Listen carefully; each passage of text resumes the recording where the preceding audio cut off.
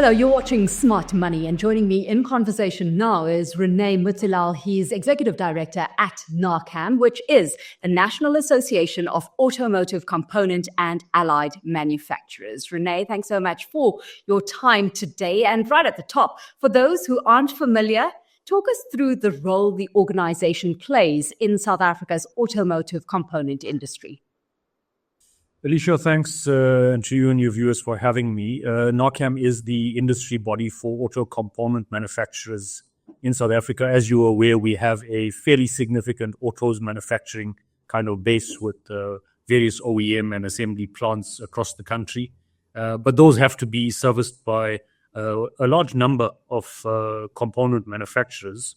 A vehicle is an assembly of its components, right? So the Naacam membership effectively is those that supply both to the domestic OEM plants as well as global export and aftermarkets. The role of my particular organization, we are the mandated kind of industry voice of the component side of the value chain. By that I mean we at the forefront of industry representation, stakeholder engagement, industrial relations support. I think let me sum it up in a sentence. Our kind of core mandate at Naacam is to positively impact the operating environment for auto component manufacturers in South Africa, and by doing so, contribute to the long-term success of autos manufacturing in the country. Yeah. That said, Renai, I want to home in on a component. At the moment, industry focus is on the closure of ArcelorMittal South Africa's long steel production operations. This, of course, with AMSA, a core supplier of specialty steel and central to automotive manufacturing. How significant is this? Yeah, I mean, it's been a hot topic, right? And I think it's not a new topic. The original kind of decision to exit from long steel production from AMSA was first back in November 2023, but a range of processes that happened in the interim that gave the industry some comfort that had been staved off. And to some extent, we were not fully prepared for the announcement that they made at the start of January this year. The impact is kind of obvious but significant. There's a immediate threat of job losses, not only at the AMSA plant, but at a number of component manufacturers. So other than the job losses, the loss of production into vehicle assembly plants means that you could run the risk of stopping an important, let's use Toyota as an example. You could stop the Toyota plant in production as they're not getting a particular component. You can't, as you would imagine, assemble 99% of a car. So the risk of stoppage of production, the employment associated with that, but more important, I think long-term positioning South Africa as a value-adding production for autos assembly gets harmed. Anything that hurts the competitiveness and the ability of our country to be seen as a significant producer of autos, you don't want to see happening. Absolutely. Like you say, it is significant, so much so that government is scrambling to find a way to save the company's long steel operations, right? We've already seen the IDC throw the company a lifeline of about 380 million rand, and that should keep things going until the government finds a long-term solution. Has Naacam, Renai, added its voice to what a potential sustainable solution looks like? Yeah, I mean, interestingly, I think Naacam has been one of the stronger voices that have come through in the last month or so, particularly because I think it's our kind of companies that are what we call the kind of directly impacted. The vehicle assemblies themselves don't necessarily buy these long steel products.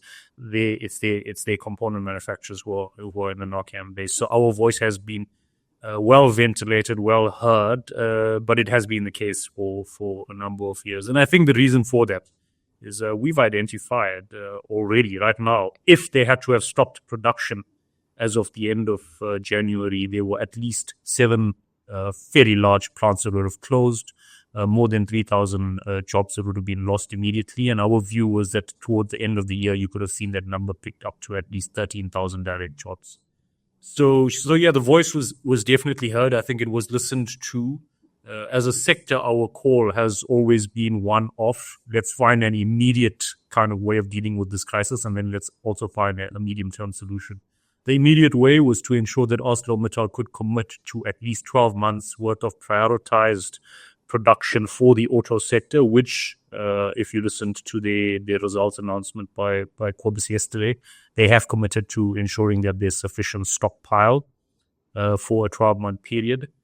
But more importantly, I think we'd like to see both the company and the stakeholders involved, including government and ourselves as industry representatives, find a more medium-term solution that allows, let's call the asset. The asset is not ArcelorMittal. The asset in this case is the product coming out of that plant and the ability to service the auto sector. Let's find a way of ensuring that those particular special grades of steel continue to be produced somehow in South Africa.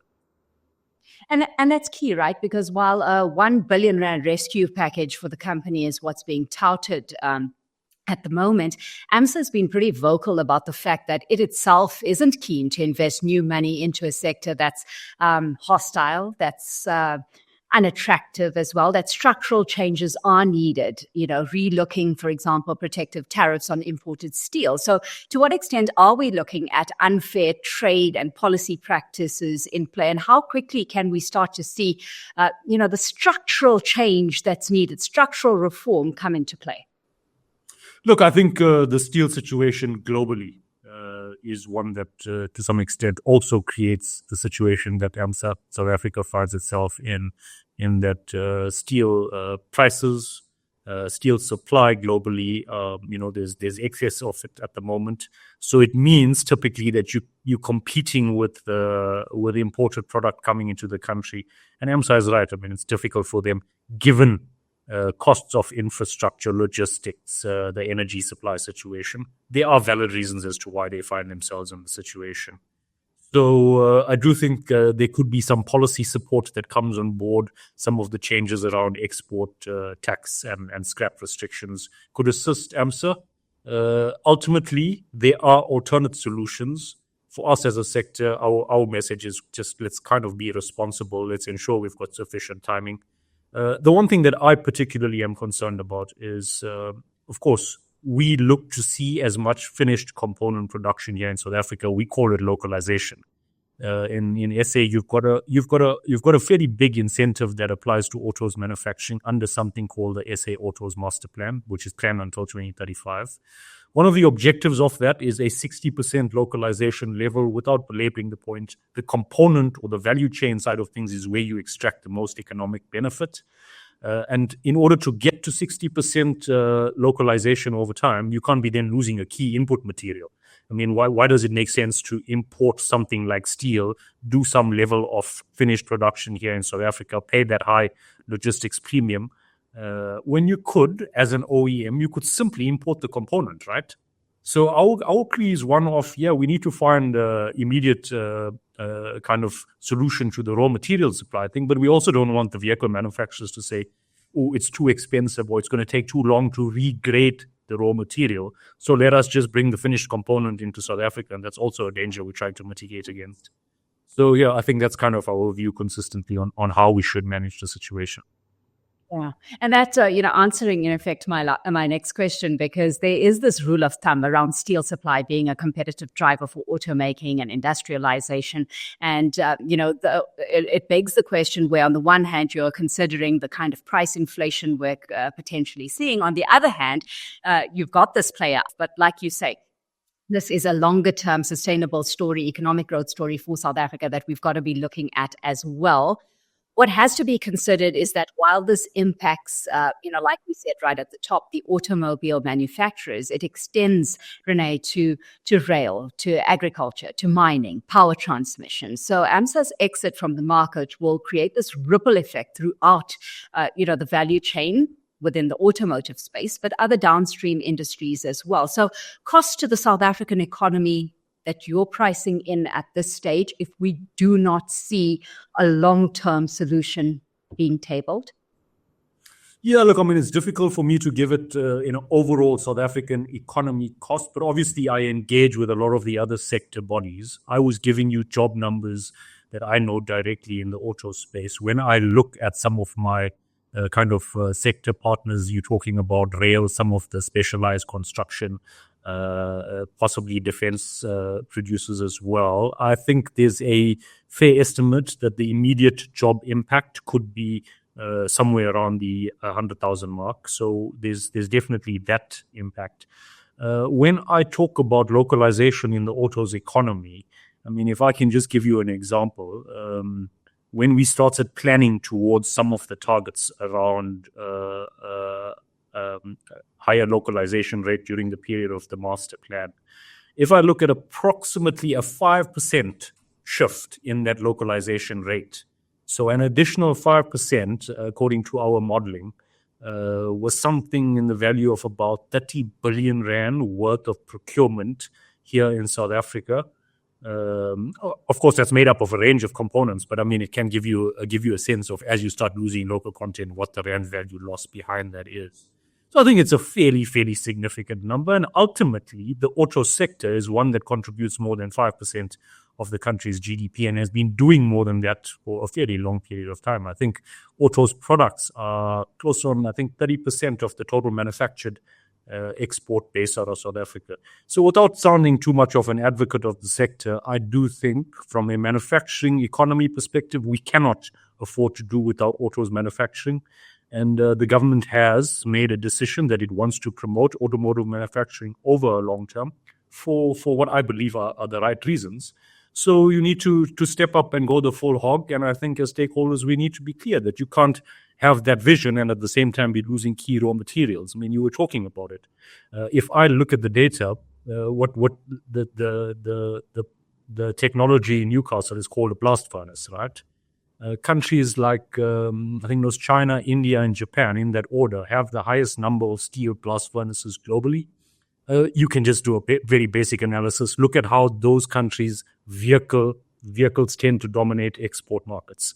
It's a pretty obvious corollary. So, I think it's definitely key that we maintain the competitiveness of domestic production and we maintain the raw material supply that has made us, to some extent, competitive over time. So why it's an important topic for us.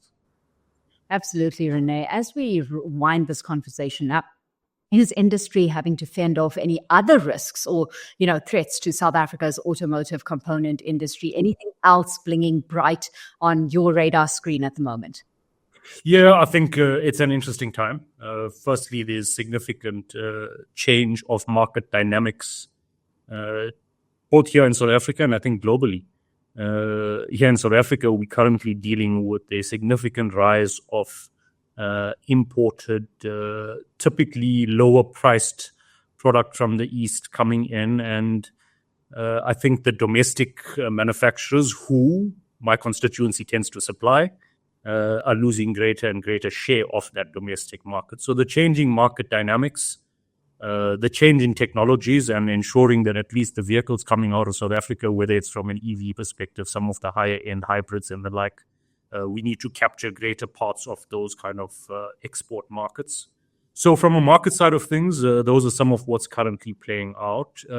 I do think that one of the more kind of interesting challenges that is currently kind of playing out is the state of geopolitics and trade relationships. If I just look at, for example, the discussions around what's happening in the relationship between the US and other trade blocs like China and the EU, the South African autos industry is significantly exposed to what happens in that space. So, for example, AGOA, one of the biggest subsectors that makes use of the AGOA arrangement into the US market is obviously the auto sector, including direct component exports. I mean, I don't know if you even know this, but we've got components that are produced here in South Africa, in Uitenhage, that find their way into the highest selling electric vehicle pickup in the US. And guess who the raw material supplier is? It's ArcelorMittal. So there's so many interrelated discussions that we could have on this point. But I think for me, the changes in market, what we're seeing on the trade related front, and of course, ongoing issues around the South African economy, growth rates, how do we deal with some of the infrastructure issues? I mean, it was really, really good to hear the president last night talking about the spend on infrastructure coming. All of those will add to a positive outcome for autos and I think general manufacturing in the country. Absolutely. Well, Renai, what a pleasure it's been catching up with you today. Thanks so much for your perspective, sharing your insights with us as well. Renai Moothilal is, of course, Executive Director at Naacam. Thank you for having me.